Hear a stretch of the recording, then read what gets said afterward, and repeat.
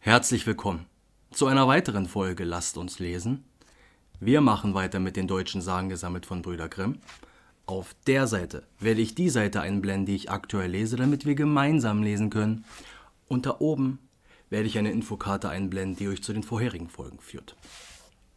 So, Brille auf. Wir sind jetzt sehr weit hinten. So. Genau. Die erste Sage heute heißt Der Räuber im Hü. Nahe bei Halberstadt befindet sich der Huiwald, in dem sich die wunderbarste Räuberhöhle gezeigt wird. Sie ist in den Felsen hineingearbeitet, nicht viel übermannshoch, im Übrigen aber sehr geräumig. Man bezeichnet eine Abteilung als Küche und Wohnraum, eine andere als Schatzkammer, wieder eine als Vorratsraum und auch ein Pferdestall ist vorhanden. Am Eingang will man noch die Spuren sehen, die von eisernen Riegeln hinterlassen wurden. Vor alten Zeiten hauste hier ein Räuber, Danail oder Daniel genannt, der von diesem damals den meisten Umwohnern unbekannten Schlupfwinkel aus seine Räubereien ausführte. Dabei vermied er es aber, seine nächsten Nachbarn zu brandschatzen, damit er in seinem Verstecke umso sicherer wohnen möchte. Seine Frau Susanna raubte er auf offener Straße und tötete die Kinder, die sie ihm schenkte, gleich nach der Geburt, damit ihr Geschrei sein Wohnort nicht verraten möchte. Sicherheit ging ihn über alles, darum musste auch Susanna schwören, keinen Menschen sein Geheimnis zu offenbaren. Den Schwur hielt sie viele Jahre, in denen sie ein Leben wie in harter Gefangenschaft führte. Einmal sandte sie dann Daniel nach Halberstadt, wo sie Einkäufe machen sollte. Da fiel es der armen Weib schwer aufs Herz, dass sie so lange Zeit von guten Menschen getrennt und an einem Bösewicht angekettet war, und da sie ein Heiligenbild auf der Straße bemerkte, kniete sie davor nieder und bat Gott recht inbrünstig, sie von dem Tyrannen zu erlösen. In ihrer Einfalt bemerkte sie nicht, dass sie sich vor dem Roland niedergeworfen hatte und dass die Vorübergehenden sich über das sonderbare Schauspiel belustigten. Die Bischöfen Beamten nahmen aber ein Ärgernis an den Gebaren des fremden Weibes, verhafteten und verhörten sie. Die Arme verweigerte indes jede Auskunft, und als man sie drang, erklärte sie, dass ein teurer Eid sie binde, sonst würde sie wohl schreckliche Dinge offenbaren können. Die Kunde hiervon ward dem Bischof hinterbracht, der alsbald befahl, die Frau ihm fortzuführen. Der hohe Herr ahnte gleich, dass hier ein Verbrechen verheimlicht werde, redete ihr gütig zu und entband sie Kraft seines Amtes von ihrem Eide, wenn sie diese hinter Dingen zu offenbaren, die wider der Kirche wären. Nun erzählte die arme Gefangene ihre ganze Leidensgeschichte, im Inneren hocherfreut darüber, dass sie unter dem Schutze guter Christen stand. Auch der Bischof war froh, dass er dem gottlosen Räuber und Mörder auf der Spur war und gab sogleich Befehl, das Räubernest auszuheben, doch mit aller Vorsicht, damit der Landschädiger der Gerechtigkeit nicht wieder so oft ein Schnippchen schlage. Die Herrscher folgten hierauf der Frau möglichst unauffällig. Durch das Hü sollten sie Erbse streuen, damit die Nachfolgenden nicht vom Wege abirren möchten. An der Höhle selbst sollte sie ein Glöckchen wie zufällig läuten. So kamen die Verfolger bis an das Raubnest, das sie sogleich umstellten. Danail schlief gerade, als Frau Susanne das Zeichen gab, merkte den Verrat und flüchtete augenblicklich in seine Höhle, wo er sich verriegelte und verrammelte. Hier war ihm schwer beizukommen, da der Eingang nicht geöffnet werden konnte, und auch war der Unhold mit Lebensmitteln hinreichend versehen, um eine lange Belagerung aushalten zu können. Doch waren die Bischöflichen fest entschlossen, den Landschädiger lebend oder tot in ihre Gewalt zu bekommen. Müde des langen Wachdienstes beschlossen sie endlich, der Sache auf eine merkwürdige Art ein Ende zu machen. Sie sammelten alle verfügbaren Mehlvorräte in der ganzen Gegend, liehen aus dem nahegelegenen Kloster mächtige Braupfannen, kochten einen riesigen Brei und schütteten diesen dem Räuber durch ein Luftloch in dessen Behausung. Daniel lachte anfangs über den vermeintlichen Scherz. Später, als ihm buchstäblich die Hölle heiß gemacht wurde, tobte er in seinem Gefängnis. Endlich schwieg er still. Als man den Eingang öffnete, fand man ihn verbrüht und erstickt unter den Massen des Mehlbreis. Eine recht ungewöhnliche Art zu sterben. Gut. Der Räuber im Hü. Das hier ist die besagte Räuberhöhle, Sie befindet sich an der Nordseite des Hü, ein Gebirgszug im Landkreis Harz im Sachsen-Anhalt. Diese Höhle besteht aus 3 miteinander verbundenen Hohlräumen, die natürlich entstanden sind, doch durch Menschenhand noch weiter vergrößert wurden. Das bedeutet also, ein Mensch lebte dort drinnen, bietet sich aber auch irgendwie an. Nur, wer lebte denn nun wirklich in der Höhle? Naja, diese Sage erschien erst in Form eines Gedichtes, die Daneids-Höhle, im Jahre 1792 in Halberstadt. 192 Jahre früher, also im Jahre 1600, wurde ein Mann mit dem Namen Simon Bingelhelm wegen Mehrfachmord, Raub, Brand, Stiftung, Entführung, Diebstahl und Vergewaltigung hingerichtet, der auch zufällig in dieser Höhle gelebt haben soll. Jetzt stellt sich natürlich die Frage, wer war als erstes da? Die Sage oder der Simon?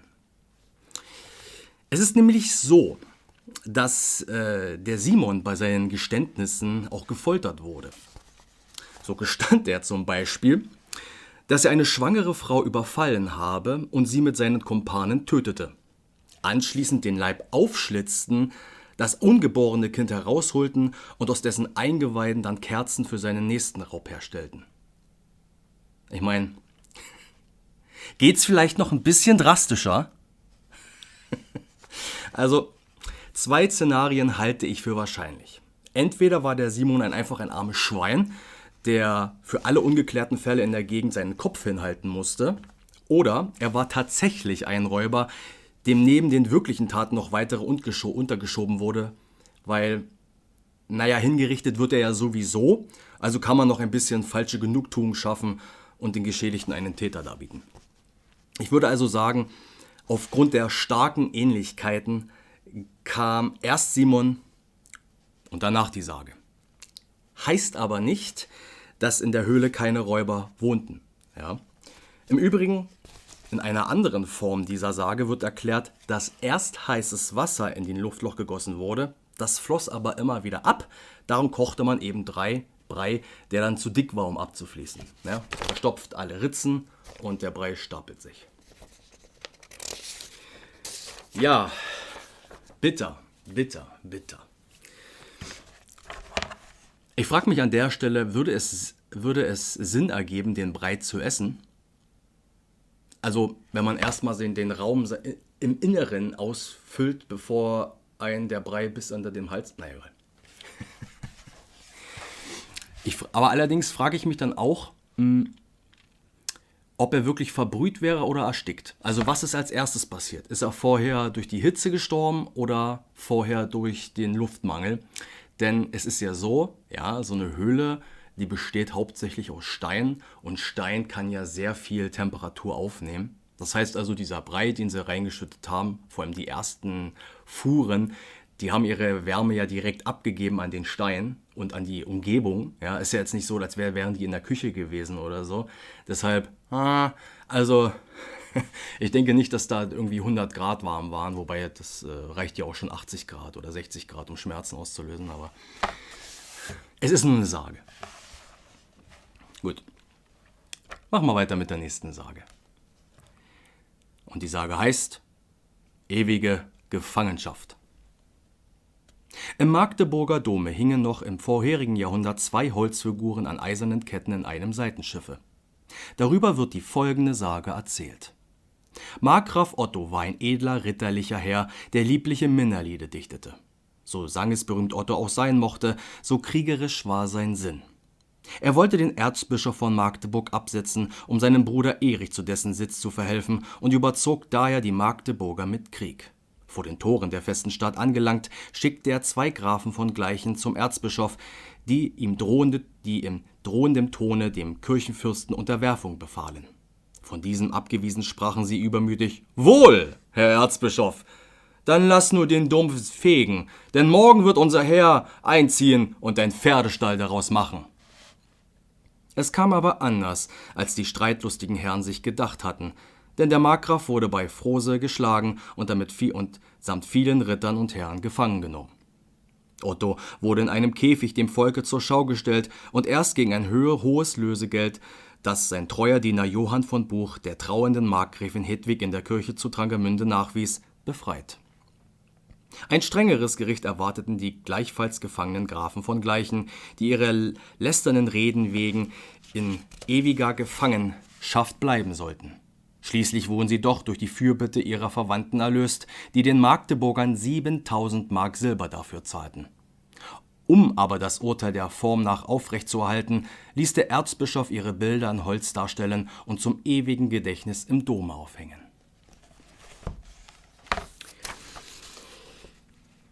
Ich habe Bilder zu den Holzfiguren gesucht, doch leider nicht gefunden. 2015 wurden sie zwar im Kulturhistorischen Museum Magdeburg gezeigt, doch auch davon gibt es keine Bilder im Weltnetz. Nun gut, ich habe stattdessen zwei Theorien über die Holzfiguren gefunden. In einem Bericht aus dem 19. Jahrhundert schlussfolgerte man, dass es sich um Spottbilder der angeketteten Feinde handle, also wie es in der Sage auch beschrieben wird.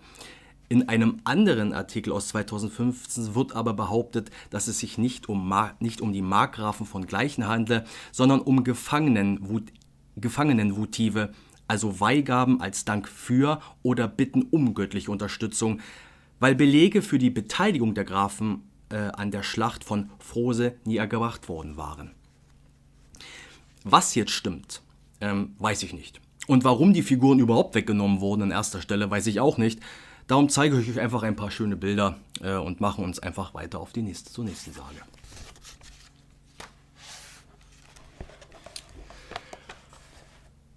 Und die Sage heißt Das verzauberte Gitter.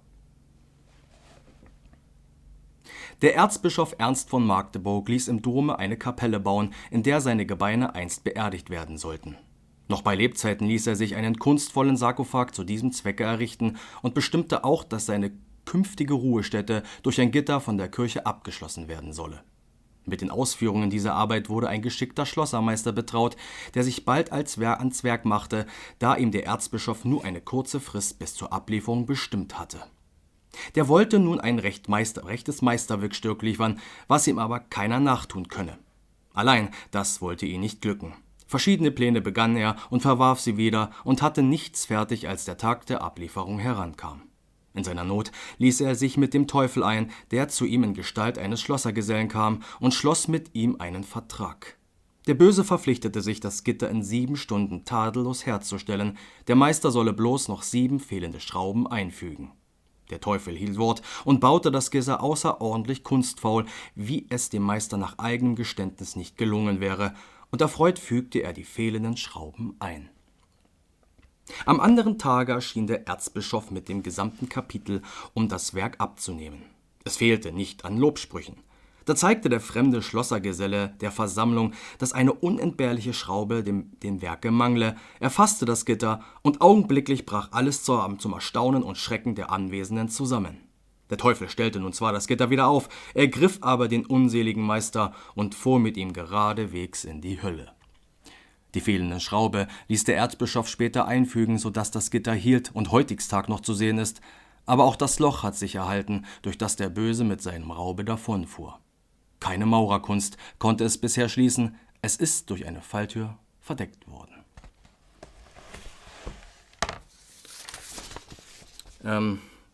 Erneut der Magdeburger Dom. Also wenn ich das jetzt richtig verstehe, dann hat der Teufel in Form eines Gesellen ein Gitter für die Kirche angefertigt, bezahlt mit einer Schlosserseele, und das Ding steht dort immer noch. Ich meine, ist das nicht der Klassenfeind? In dem Dome stehen noch mehr Figuren, meisterlich angefertigt. Wie viele Seelen wurden denn dafür geopfert? Ja? Aber ich bin der barbarische Heide? Naja. Kommen wir zur nächsten Sage. Und die nächste Sage heißt Ich heise Käselieb. Oder Käselieb oder Kieselieb. In der Schlosskirche zu Zeitz ist an der Wand an in ein Stein gehauenes Männlein zu sehen, das in der einen Hand eine Peitsche, in der anderen eine Wagendeichsel führt. Darunter steht die obige Inschrift, der die Sage folgende Deutung gibt. Zur Zeit Ottos des Großen lebte im Dorfe Rasberg ein Wende namens Johann Keselieb, ein einfacher, wenig begüterter Mann. Er hatte sich samt seiner Tochter Anna taufen lassen und meinte es ehrlich mit dem Christentum, während viele seiner Landsleute am alten Glauben hingen und Radegast Tempel in Heinsburg aufsuchten, auch Anna, die Tochter der ehrlichen Haut. Nichts war ihm verdrießlicher als diese Tatsache. Die Tochter wollte sich nicht mit einem Christen verheiraten und blieb taub gegen die Ermahnungen und Belehrungen des Vaters. In seiner Not klagte Keselieb dem Priester von Kaltenfeld seinen Kummer und bat ihn um Rat und Hilfe, doch unter der Bedingung, dass der Priester die Jungfrau nicht durch Drängen und Drohen von ihrer Meinung abbringe. Da riet ihm der Geistliche, ein recht verdienstliches Werk zu vollbringen, nämlich zum Bau der Stiftskirche Steine anzufahren. Eine solche schöne Betätigung des rechten Glaubens müsse die Tochter umstimmen.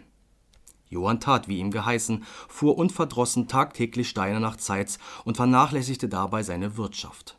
Sein Gütchen verfiel und verkam, er veräußerte Stück für Stück und behielt am Ende nicht mehr als seine Peitsche und die Deichsel seines Wagens. Aber alle seine Mühen war vergebens, die störrische Tochter ließ sich nicht umstimmen, floh vielmehr den Vater und hielt sich meist im Heiligtum Radegasts auf. Der Kirchenbau ging aber rüstig vonstatten, sodass Kaiser Otto zur Einweihung des Gotteshauses gerufen werden konnte. Mit stattlichem Gefolge ritt er durch den heiligen Hain, und da er das Bild Radegast in demselben erblickte, schleuderte er seinen Speer gegen den Fetisch, dass er zertrümmert stürzte. Im Fallen begrub er Anna, die hinter dem Götzen Schutz gesucht hatte. Dann wurde das Gotteshaus festlich eingeweiht. Als der Kaiser aus dem Portal tretend die Menge der Bettelleute durchschritt, gewahrte er auch den armen Keselieb mit Peitsche und Deichsel, seiner einzigen Habseligkeiten, erfuhr seine Geschichte und erstattete ihm reichlich, was er verloren. Aber der Arme genoss nichts von dem Glücke, der Gram um die verlorene Tochter raffte ihn dahin. Da befahl Otto, dem Armen ein bescheidenes Denkmal in dem neuen Gotteshause zu errichten, um seine Glaubenstreue damit zu verewigen.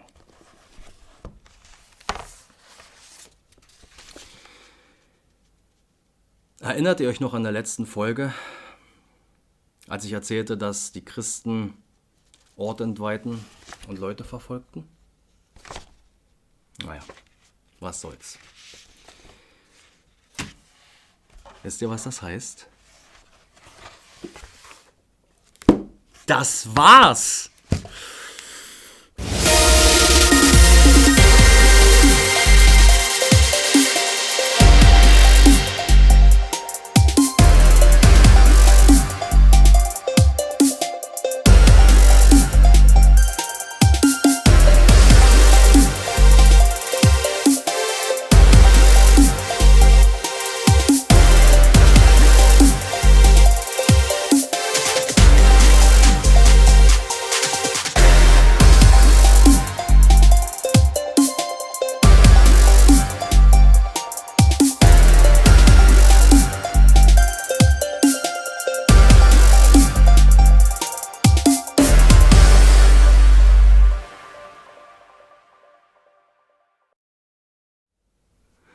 Ne? Hat euch das gefallen?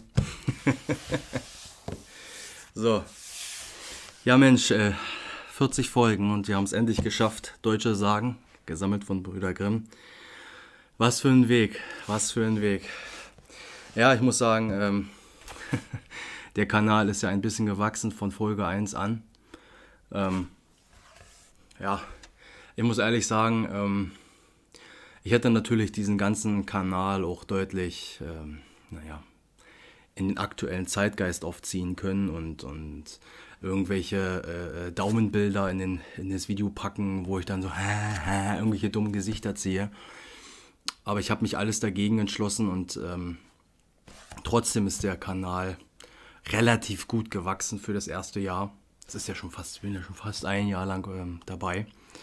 Und ich bin da ganz ehrlich, ihr seid mir viel lieber als diese ganzen, dieser typische YouTube-Zuseher, der einfach nur in sich hineinfrisst, rein, das, was das Video, und total gedankenlos dazu weit zuschaut.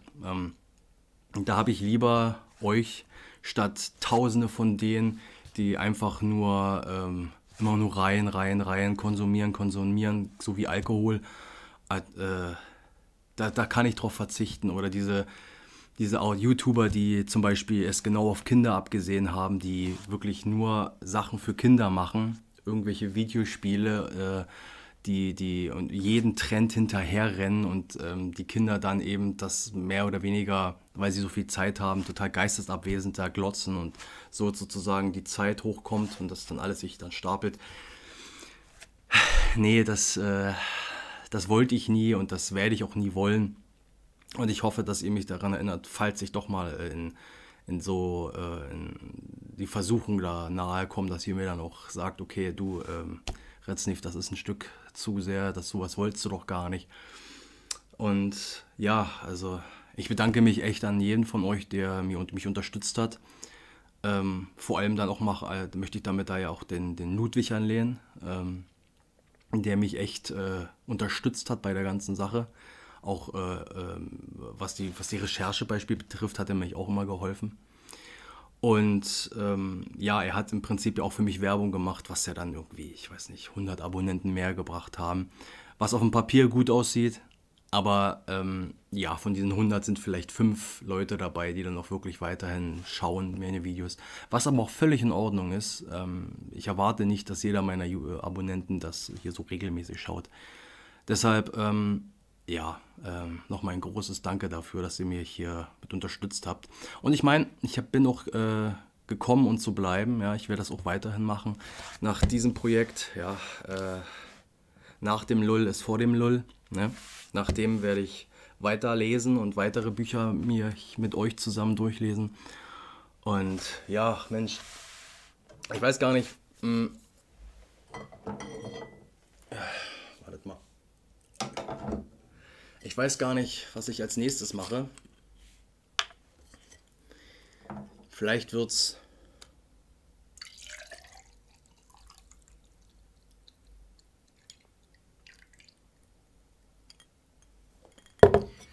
Ich schätze mal, es wird was wie Goethe, habe ich so auf dem Plan. Wird aber ein bisschen schwierig werden, weil Faust lesen ist, naja, nicht gerade einfach und da geht es auch ziemlich wild zu, habe ich mir sagen lassen. Werde aber nebendrei trotzdem noch weiter die deutschen Kulturbildern weiterführen, weil ja, das ist ein sehr einfach produziertes Video, relativ einfach, je nachdem wie die Zeit läuft halt, ne? Und ja, dann erstmal auf euch.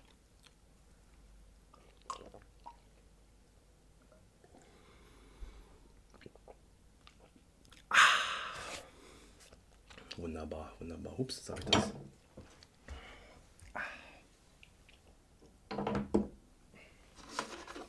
Ah ja, ich habe ja noch sowas hier. Hab mir ehrlich gesagt, ein paar Minuten vorher habe ich mir voll ins Auge geschossen damit.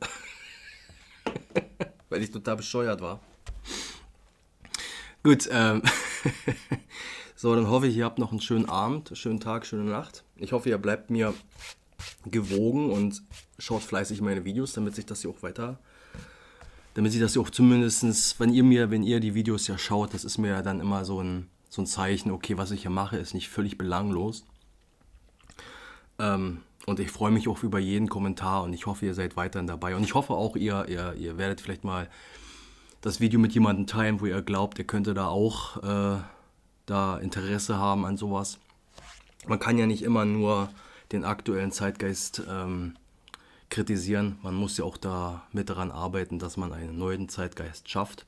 Und ich versuche mit diesem kleinen Projekt hier damit dran zu arbeiten. Ja, also das ist ja sozusagen etwas völlig Eigenes. Ja, insofern gut. Mensch, das sind auch einige Schnipsel hier dabei. Gut, dann wünsche ich euch noch eine schöne Woche oder je nachdem, wann ich das jetzt hier veröffentliche. Und dann sehen wir uns wieder bei der nächsten Folge.